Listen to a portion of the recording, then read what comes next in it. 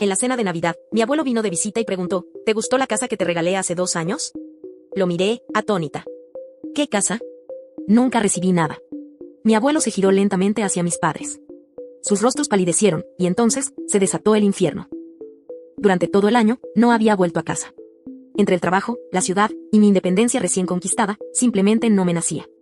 Pero algo en mí, quizás por nostalgia, me hizo aceptar la invitación de mis padres para volver por Navidad. La casa estaba decorada de forma impecable, como cada año. Clara, mi madre, supervisaba hasta el ángulo del mantel. Todo debía estar en su lugar. Todo debía parecer perfecto. Camila, te ves decente. Me dijo apenas crucé la puerta, con esa sonrisa que no alcanzaba los ojos.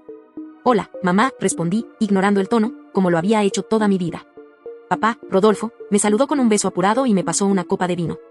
Lucas, mi hermano menor, ya estaba en la sala presumiendo su nuevo auto deportivo a unos primos. Lo compró con esfuerzo, me dijo papá bajito, con un guiño, como si eso fuese suficiente para justificar semejante lujo. Yo sabía lo que era esfuerzo. Había trabajado a medio tiempo para pagar la universidad, para costearme los cursos extra, para mantenerme en una ciudad que no perdona. Y aún así, nunca recibí más que palabras vacías cuando pedí ayuda. Pero esa noche, decidí guardar silencio. No era el momento. A las 8 en punto, la puerta principal se abrió. Todos nos giramos. Era don Marcelo.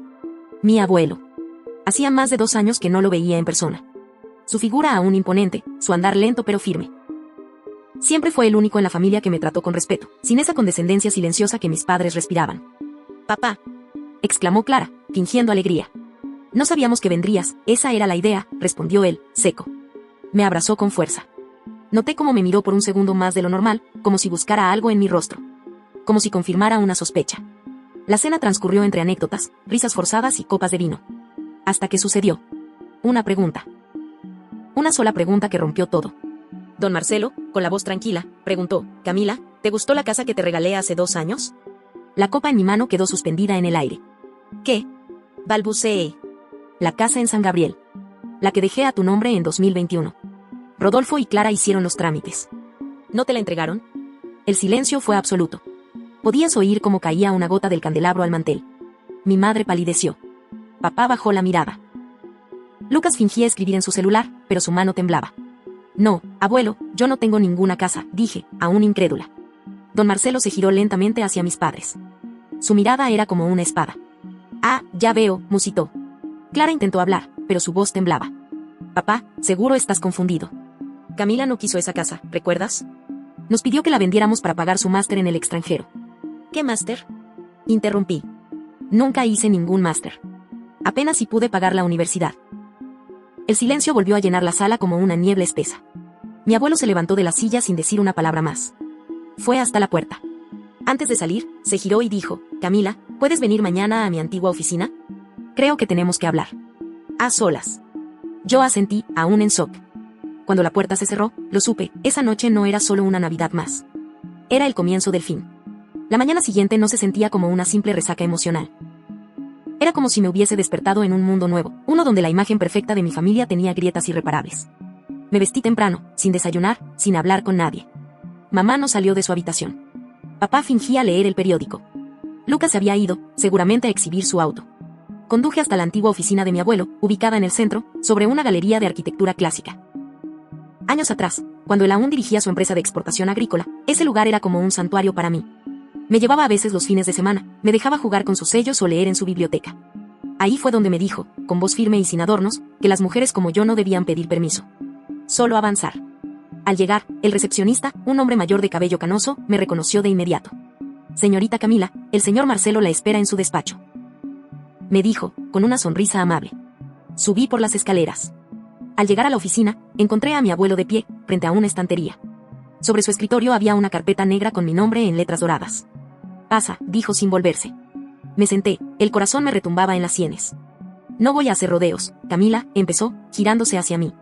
«Hace 2 años transferí una propiedad a tu nombre. Era una casa de campo que me pertenece desde hace décadas. Mi intención era darte un lugar propio. Algo que nadie pudiera quitarte». Tragué saliva. «¿Y qué pasó?». Él suspiró. Abrió la carpeta y me mostró los documentos, la escritura, los papeles firmados, la constancia de transferencia. Todo con mi nombre. Luego sacó otro sobre, un comprobante bancario. Una venta realizada 5 meses después, a nombre de mi padre. Por una suma muy por debajo del valor real. Tu padre y tu madre me mintieron, continuó. Me dijeron que tú habías pedido que la vendieran. Que necesitabas el dinero. Yo les creí, porque confiaba. Pero anoche comprendí que todo fue una farsa. Ellos se quedaron con ese dinero. Me quedé helada. Era como si el mundo entero girara y yo estuviera paralizada en el centro. No solo eso, añadió Marcelo, con una dureza que nunca le había escuchado. Durante años, tus padres han manipulado mi voluntad. Lucas tiene su auto nuevo gracias a mis préstamos, que jamás devolvieron. Han vivido de mis empresas, de mis propiedades, fingiendo ser algo que no son. Pero lo peor es que lo hicieron a costa tuya. Siempre fuiste la más fuerte, la más independiente. Y eso les molestaba. Yo no podía creer lo que escuchaba. ¿Por qué me dices todo esto ahora? Marcelo se acercó al escritorio y tomó un sobre lacrado. Porque tengo cáncer, Camila. Y no pienso irme sin poner las cosas en su lugar. Este es mi testamento actualizado. Todo lo que me queda será para ti. Mi casa, mis acciones en la empresa, mis ahorros. No como venganza, sino como acto de justicia. Me llevé una mano al pecho. No supe si llorar, gritar o abrazarlo. Ellos no lo saben aún, continuó. Pero lo sabrán. En el momento correcto. Me miró con ternura, pero también con una chispa de determinación. ¿Y tú, Camila, estás lista para lo que viene? Asentí, apenas audible. Sí, abuelo. Estoy lista. Salí de la oficina como si flotara. Una mezcla de furia, gratitud y miedo me invadía. Sabía que esto apenas comenzaba. Que cuando mis padres se enteraran, el infierno se desataría de verdad. Pero por primera vez en mucho tiempo, no me sentía sola. Me sentía poderosa. Volví a casa con el corazón latiendo a 1000 por hora, como si llevara una bomba en el pecho y cada palabra que saliera pudiera detonar el caos. Mis padres estaban en el comedor. Mi madre hojeaba una revista de decoración, como si nada, y mi padre bebía su café con esa calma forzada que usaba cada vez que quería fingir que todo estaba bajo control. Lo curioso era que ahora podía verlo, todo en ellos era control. Hasta su forma de respirar parecía ensayada. ¿Dónde estuviste?, preguntó mi madre, sin mirarme siquiera. Con el abuelo, respondí sin titubeos. En su oficina. El sonido de la taza de café golpeando el platito no fue fuerte, pero en ese silencio fue un trueno. Mi padre entrecerró los ojos. ¿Y qué quería? Hablarme de una casa. Una que me dio hace 2 años. Me crucé de brazos. ¿Te suena? Mi madre alzó la vista, por fin. Pero no dijo nada. Papá se puso de pie, demasiado rápido. Camila, no empieces con tonterías. Sabes bien que vendimos esa casa porque tú dijiste que no te interesaba, ¿recuerdas? No. No lo recuerdo. Di un paso hacia él. De hecho, recuerdo que nunca supe que esa casa existía hasta hoy. Y lo curioso es que hay papeles. Firmas. Fechas. Todo apunta a que ustedes la vendieron, fingiendo que yo había autorizado. Mi madre se levantó con una sonrisa helada. Estás exagerando. Tu abuelo está viejo, está enfermo. A veces no recuerda bien las cosas. ¿Estás diciendo que falsificó documentos? Por supuesto que no, exclamó mi padre. Entonces, ¿quién lo hizo? La tensión era un nudo en el aire. Se miraron entre ellos como si buscaran una historia rápida que decir. Pero ya no era una niña. No me tragaría más cuentos. ¿Cuánto recibieron por la venta?, pregunté en voz baja. Silencio. ¿Y dónde está ese dinero? Papá bajó la mirada. Mamá se mordió el labio. Se invirtió, dijo ella, finalmente. En la familia. En nosotros. ¿Nosotros? Reí con amargura. ¿Te refieres a Lucas y su auto nuevo? ¿A las reformas del jardín que nunca terminan? ¿A tu membresía en ese club que tanto deseabas? No tienes derecho a hablarnos así, rugió mi padre. Somos tus padres. Y ustedes se robaron lo que era mío, le devolví, mirándolo a los ojos sin pestañear. No sé cómo se llaman esos valores en su mundo, pero en el mío eso se llama traición. Mi madre se acercó, intentó tocarme el brazo. Camila, hija, no fue así, no me toques, me aparté. No quiero una sola mentira más. Subí a mi habitación temblando, pero no de miedo. Era rabia pura, la que te nace desde el estómago. Cerré la puerta con fuerza. Saqué la carpeta del abuelo y la abrí sobre mi escritorio. Cada documento, cada firma, cada recibo, eran pruebas. Y eran mías. Esa noche no cené con ellos. Me quedé en mi cuarto, sentada frente al espejo, pensando en cómo habían logrado engañarme tanto tiempo. Cómo se puede criar a una hija como si fuera una inversión, un proyecto económico, una carga útil. Y luego me pregunté, ¿qué más me habían ocultado? La respuesta no tardaría en llegar. A la mañana siguiente, recibí una llamada del abogado de la familia, el señor Andrade. Dijo que el abuelo Marcelo había actualizado su testamento y que quería que me presentara en su despacho cuanto antes. ¿Puedo preguntar de qué se trata?, pregunté, con la voz aún áspera de la noche anterior.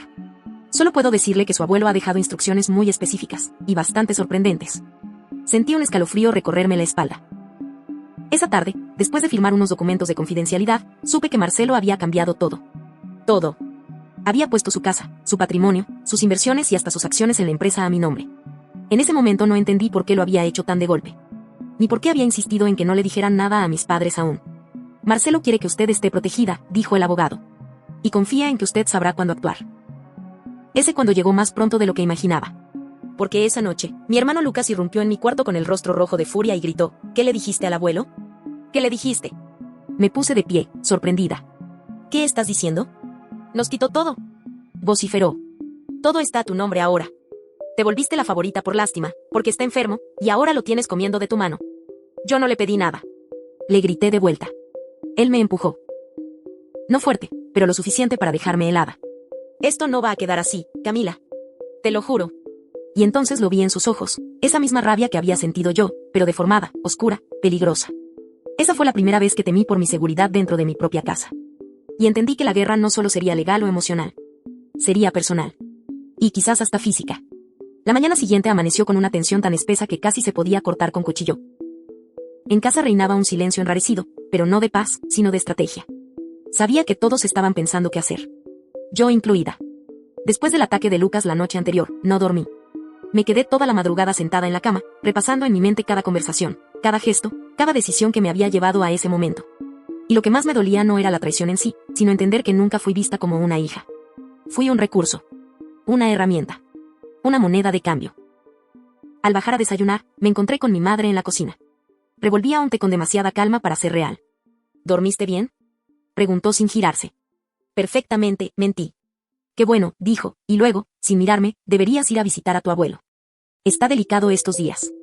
La frase tenía un subtexto, y lo capté al instante, no sigas envenenándole la cabeza con tus historias. Me limité a asentir y salí de la cocina. Pero antes de llegar a la puerta, ella añadió. No nos quites lo que es nuestro, Camila. Me detuve en seco. ¿Perdón? Tú no entiendes cómo funciona este mundo aún. Nos ha costado años levantar esta familia, mantener este nombre, conseguir todo lo que tenemos. Si tú piensas que por firmar un par de papeles te has ganado el derecho a quitarnos todo, ¿todo? ¿Te refieres a lo que le robaron al abuelo? ¿A lo que falsificaron a mi nombre? Me giré lentamente. ¿O a lo que pensaban vender mientras se reían de mí? Su rostro se tensó. Eres una desagradecida. Y tú una ladrona elegante. De esas que visten perlas mientras traicionan a su propia hija. La taza de té tembló en su mano, pero no dije más. No hacía falta. Subí a mi cuarto, me cambié, y me dirigí al hospital donde estaba internado mi abuelo. Marcelo me recibió con una sonrisa débil, pero sincera. La habitación tenía olor a desinfectante, pero dentro de todo, él irradiaba esa calidez que tantas veces me salvó en silencio. ¿Estás bien?, me preguntó, tomando mi mano con la suya, frágil pero firme. No. Pero voy a estarlo, le respondí. Él asintió como si eso fuera suficiente. Me señaló una carpeta sobre la mesa de noche. Quiero que la leas. Es todo lo que necesitas para protegerte. Hay cosas que aún no sabes. La abrí. Dentro había documentos de movimientos bancarios, registros de empresas fantasmas, y un listado de transferencias sospechosas hechas por Lucas. ¿Qué es esto? Pruebas. De que no solo te robaron tu casa. Usaron tu nombre para abrir cuentas y mover dinero. Falsificaron tu firma más veces de las que imaginas. Sentí un mareo repentino. Me llevé la mano al pecho. ¿Mi nombre está involucrado en fraudes? Por ahora, solo en papeles internos. Nada ha salido a la luz. Pero si no haces algo, podrían culparte de todo. La habitación se volvió pequeña, agobiante. Era demasiado. ¿Por qué hicieron esto, abuelo? ¿Por qué yo? Porque tú eras la que no hablaba. La que siempre obedecía. Porque eras la fácil de manipular hasta que dejaste de serlo. Esa frase me sacudió por dentro. Me marché del hospital con la carpeta en el bolso y la decisión firme de ir hasta el final. Al llegar a casa, todo estaba silencioso. Subí directo a mi cuarto y guardé los papeles bajo llave. Entonces, escuché pasos apresurados en la planta baja. Me acerqué a la escalera, y escuché voces, la de mi padre, mi madre, y Lucas, todos discutiendo a media voz. Me acerqué lo suficiente para oír. No puede tener eso en su poder, decía papá. Si lo entrega, estamos acabados. ¿Y cómo se supone que la detengamos?, preguntó Lucas. Déjenmelo a mí, dijo mamá. Hay formas de hacer que alguien cambie de idea. Sobre todo si no tiene a nadie más. Fue entonces cuando lo entendí, no solo iban a intentar manipularme. Iban a destruirme. Y ya no se trataba de papeles, ni de herencias. Se trataba de sobrevivir emocionalmente a una familia que no me consideraba suya. No tenía a nadie. Solo a mí misma. Y al abuelo. Pero eso iba a ser suficiente. Esa misma noche, envié copias digitales de todos los documentos a una abogada amiga de mi abuelo, la doctora Pilar Ramos. con una nota simple: si algo me pasa, haga públicos estos archivos. Ahora sí, el tablero de juego estaba armado. Y nadie imaginaba el próximo movimiento. A la mañana siguiente, desperté con el corazón latiendo a 1000. Había dormido poco, con el celular en la mano, esperando cualquier señal de Pilar confirmando que había recibido los archivos. A las 7:42 de la mañana, llegó el mensaje que me dio algo de tranquilidad: Camila, recibido. Estoy analizando todo. Si me autorizas, comenzamos a preparar una denuncia. Le respondí simplemente: sí. Pero por ahora, en silencio. La calma no duraría mucho. Al bajar a desayunar, me encontré con mi padre y Lucas en la sala. Ambos vestían traje, como si nada pasara. Como si la noche anterior no hubieran tramado cómo hundirme. Mi madre no estaba a la vista, pero su taza de café caliente delataba que había estado allí hace unos minutos. Camila, dijo papá con voz seca. Necesitamos hablar. Qué raro, respondí, sentándome en el sofá opuesto. Yo también. Lucas me miró con sus ojos oscuros, fríos, como si yo ya no fuera parte de su realidad. Ya no era su esposa. Nunca lo fui, en realidad. Fui una pieza de ajedrez que había decidido moverse sola. Tu abuelo no está bien, comenzó papá. Lo que firmó en ese testamento es cuestionable. No entendía lo que hacía. Ah, claro, dije, fingiendo asombro. Entonces, cuando pensaron que iba a morirse, ¿no entendía? Pero cuando firmó las propiedades a sus empresas, ahí sí estaba lúcido, ¿no? Lucas apretó la mandíbula. Mi padre ni siquiera intentó negar la hipocresía. Camila. Intervino él con un tono más suave. Te estamos dando la oportunidad de arreglar esto en familia. Podemos dividir las propiedades. No tienes por qué llevar esto más lejos. Ahí fue cuando lo entendí del todo. Ellos no estaban asustados por lo que yo pudiera hacer. Estaban asustados por lo que ya sabía. ¿Dividir? Me reí sin humor. ¿Después de que intentaron hacerme firmar documentos falsos? ¿Después de que usaron mi nombre para mover dinero? ¿Después de que me aislaron, me manipularon y me hicieron creer que todo esto era amor familiar? Estás exagerando, gruñó Lucas. No sabes ni la mitad. Me incliné hacia adelante, mirándolo directo a los ojos. Tú tampoco sabes la mitad de lo que ya tengo en mi poder. En ese momento, mi madre apareció detrás de mí. Había estado escuchando todo desde las escaleras. Llevaba una bata de seda beige y una sonrisa tan falsa como su compasión. Camila, dijo suavemente. Estás permitiendo que el resentimiento te lleve por mal camino. Nosotros siempre te cuidamos. Me giré hacia ella, sin perder la calma. Como cuando te reías con papá planeando vender la casa que el abuelo me regaló. O cuando Lucas me gritó que no era nadie sin ustedes. La sonrisa desapareció.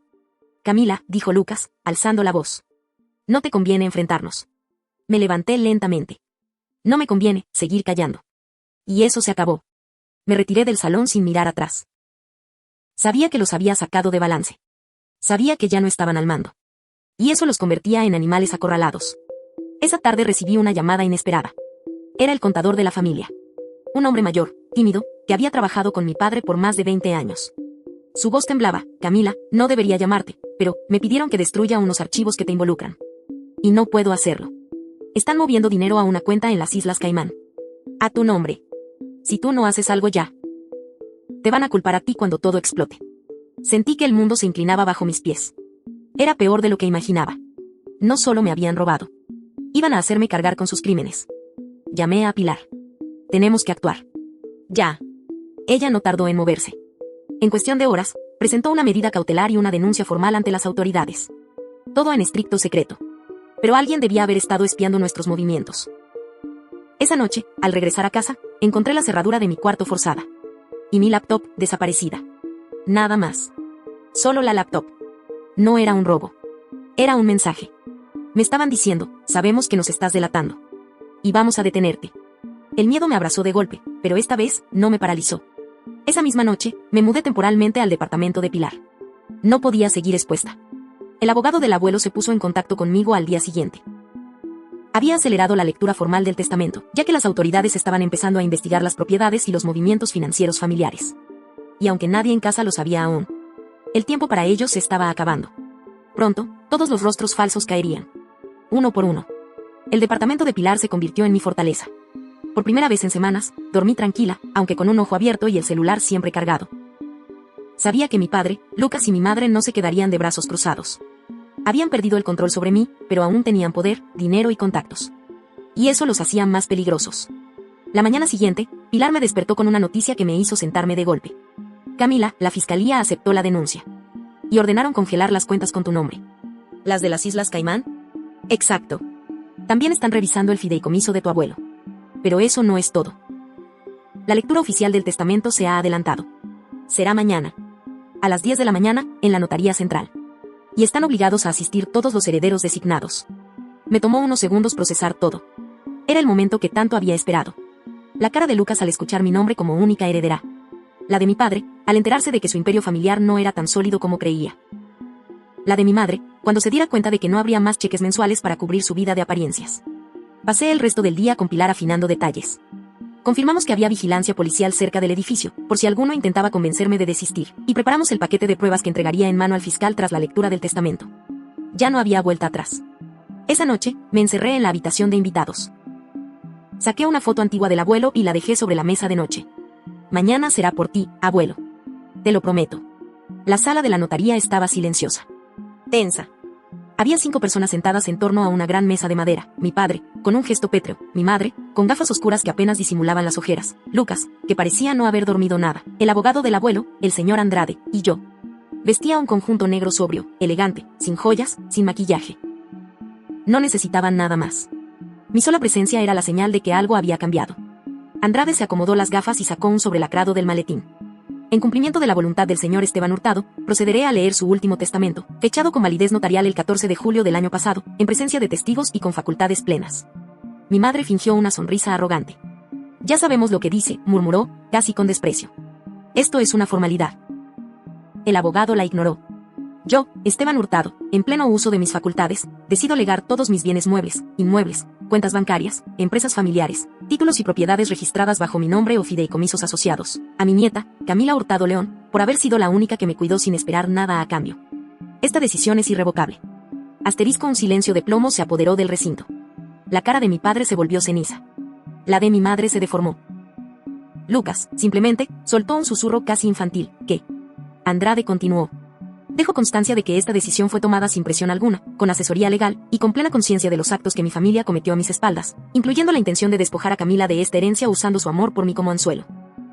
Mi madre se levantó de golpe. Eso es mentira. Este testamento es falso. Mi padre jamás habría dicho eso. Fue grabado en video, señora. Replicó Andrade con tono frío. Si lo desea, puede pedir una copia oficial. La fiscalía ya la tiene. Lucas se llevó una mano a la cabeza. Estaba al borde del colapso.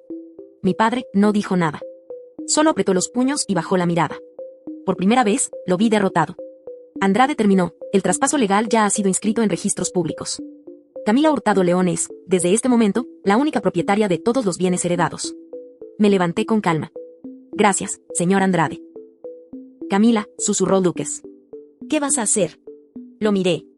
No con odio. Con una frialdad que solo da el dolor sanado. Nada que no merezcan. Me giré hacia la puerta, pero entonces escuché la voz que no esperaba. Camila. Era mi madre. Me había seguido al pasillo. Podemos hablar. Podemos arreglar esto. Tu padre solo cometió errores. Todos cometemos errores. Pero seguimos siendo tu familia. La miré con el rostro en blanco. Familia no es quien comparte tu sangre. Es quien no se ríe mientras planea robarte. No le di tiempo a responder. Salí del edificio como si estuviera cruzando un umbral invisible. Un antes y un después. Ya no era la hija sumisa. Ya no era la esposa dócil. Ya no era la nieta silenciosa. Era la dueña de todo. Y el final aún no había llegado. Los días siguientes a la lectura del testamento fueron un huracán. La noticia se filtró a la prensa local casi de inmediato. Joven hereda millonario imperio tras cuidar a su abuelo enfermo, mientras sus padres planeaban venderlo todo a escondidas. No era solo un titular, era una historia viva que tocó fibras. Las redes sociales se llenaron de comentarios, hilos en Twitter, videos reaccionando a la novela real de los Hurtado. Mientras tanto, yo no me escondí. Di una entrevista exclusiva. No por fama, sino por algo mucho más importante, contar mi verdad y protegerme. Quería que todos supieran que ya no era una víctima callada, sino la voz que sobrevivió a la traición más íntima. ¿Cuál fue el momento en que supiste que ellos no te querían ayudar, sino usar? Me preguntó la periodista, una mujer seria, de esas que no buscan morbo sino verdad. Cuando escuché sus risas al planear vender la casa que mi abuelo me prometió. No sabían que yo estaba en el pasillo. Que había dejado una taza y volví por ella. Escuché cada palabra. Y desde ese momento, supe que ya no me quedaba familia. Solo legado. Una semana después, Pilar y yo organizamos una cena íntima en la antigua casa de mi abuelo. Quería abrir las puertas del lugar como él lo hacía, con calidez y respeto. Invitamos a antiguos trabajadores despedidos por mi padre, vecinos que habían sido despreciados por mi madre, y algunas amistades sinceras que aún quedaban en mi vida. Esa noche, al final de la cena, me levanté para dar un pequeño discurso. Había algo que debía hacer públicamente. Esta casa me la regaló un hombre que no me dio solo bienes, sino dignidad. Y hoy quiero anunciar que volverá a hacer lo que él soñaba, una casa para servir. Se convertirá en un centro cultural para jóvenes con talento pero sin recursos. Porque el verdadero legado no se acumula, se comparte. Los aplausos llenaron el salón. Algunos lloraban. Otros grababan. Y yo, por primera vez, sonreía desde un lugar real. Pero la calma no duraría. 2 días después, recibí una llamada urgente del fiscal encargado del caso de lavado de activos. La investigación sobre los movimientos financieros secretos de mi padre y mi madre había dado resultados. Camila, la documentación entregada por tu abuelo y las nuevas pruebas que facilitaste nos permitieron acceder a registros cifrados. El dinero escondido supera los $6 millones. Hay transferencias a paraísos fiscales con tu nombre falsificado. Eso significa que van a ser citados judicialmente. Tu padre enfrenta cargos por defraudación patrimonial, tu madre por complicidad y encubrimiento. Ambos podrían ir a prisión. Sentí una mezcla de alivio y vértigo. Era justicia, pero también era el fin definitivo de cualquier vínculo. Horas más tarde, un escándalo estalló en los medios. Mi madre fue captada saliendo del juzgado con el rostro desencajado. Mi padre no quiso dar declaraciones. ¿Y Lucas? Lucas simplemente desapareció. Hasta que recibí una carta. Sin remitente. En el sobre, solo decía, lo siento. La abrí con manos temblorosas. Camila, nunca pensé que perderte fuera tan fácil como abrir la boca en el momento equivocado. Quise proteger a mis padres, y terminé hundiéndome con ellos. No merezco tu perdón, y no lo pido. Solo quería que supieras, que te amé. A mi manera. Y que nunca dejé de hacerlo. Lucas. Lo guardé. No para perdonarlo, sino para recordar que incluso las traiciones más dolorosas nacen, a veces, del miedo. Y el miedo no justifica. Solo explica. Una mañana de domingo, regresé sola a la tumba de mi abuelo. Llevaba un ramo de gardenias, las flores que él decía que simbolizaban la paz que se gana tras una tormenta. Lo logré, abuelo. No solo heredé lo tuyo, sino tu coraje. Te prometo que tu nombre no será recordado por lo que me quisieron quitar, sino por lo que me enseñaste a defender. Me quedé en silencio largo rato, sintiendo el viento mover las hojas de los árboles. Ya no tenía miedo. Ni rencor. Solo una certeza, nunca volvería a dejar que el amor me cegara. Y que, a veces, la justicia no grita. Solo espera su momento para hablar más fuerte que todos. Pasaron 3 meses desde el juicio. Mi padre fue sentenciado a 5 años de prisión efectiva por defraudación y uso ilícito de bienes a nombre de terceros. Mi madre recibió 3 años en libertad condicional, con prohibición de salir del país y la obligación de devolver parte del dinero desviado. El escándalo se convirtió en un caso emblemático sobre herencia, traición y corrupción familiar. Los periódicos lo llamaron el legado de los Hurtado, pero para mí, fue la historia de cómo renací sola. Pese a todo, no celebré sus condenas. Solo sentí un extraño vacío. A veces pensaba en mi hermano Lucas. Había desaparecido sin dejar rastro. No fue acusado directamente de nada, pero su silencio en los momentos clave lo convirtió en cómplice pasivo. Aunque mi corazón todavía lo extrañaba, mi dignidad lo había dejado atrás. Una tarde cualquiera, recibí una visita inesperada en la casa. Era la señora Leticia, una antigua amiga de mi abuelo. Llevaba una carpeta en la mano. Él me pidió que te la entregara si alguna vez sentías que te habías quedado sola.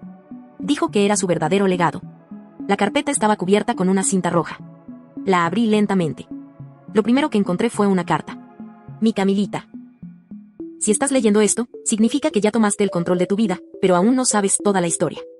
Esta casa, mi fortuna, todo lo que te dejé, no fue solo por cariño. Fue por algo más profundo. Tú eres la única que lleva mi nombre con orgullo y verdad. Quiero revelarte que también te hice heredera de una fundación que fundé hace 20 años, Nueva Raíz. Ayuda a jóvenes sin familia, con pasado difícil, a estudiar, vivir con dignidad y cambiar su historia. Es discreta, nunca la anuncié. Pero ahora, es tuya. Con ella, puedes hacer lo que quieras. Pero si decides continuarla, sabrás que no heredaste solo una fortuna, heredaste una misión. Con amor eterno, tu abuelo, Emilio Hurtado. Mis ojos se nublaron. No solo era rica en posesiones, era rica en propósito. 1 año después. La mansión Hurtado se había transformado en un refugio cultural, educativo y artístico. Había clases gratuitas, talleres, asesorías psicológicas y becas. Jóvenes que, como yo, alguna vez se sintieron traicionados, ahora encontraban en esas paredes una segunda oportunidad. Yo me convertí en directora de la fundación y dediqué mi vida a esa labor. En mi escritorio, mantenía una foto de mi abuelo junto a una frase que decía, el apellido no lo hacen los genes. Lo hace el valor de honrarlo. Una tarde, en una conferencia sobre filantropía, una periodista me preguntó. Señorita Hurtado, ¿cómo se sobrevive a una traición de esa magnitud y se convierte en un símbolo de cambio? Yo respiré profundo y respondí, no se sobrevive. Se renace. Yo no soy la heredera de una fortuna. Soy la autora de mi propio nombre. Y la venganza más elegante es no parecerse nunca a quienes te dañaron. Esa noche, al volver a casa, encendí una vela en honor a mi abuelo. En el silencio del comedor, una brisa suave movió las cortinas. No era supersticiosa, pero me gustaba imaginar que era él, orgulloso. Me senté en el mismo sillón donde él solía leer y pensé, qué distinto hubiese sido todo si no me hubiese atrevido a escuchar aquella conversación aquella tarde, pero entonces entendí, no se trataba del pasado. Se trataba de lo que hiciste con él. Y yo lo transformé. Transformé el veneno de una traición en el vino dulce de una vida nueva.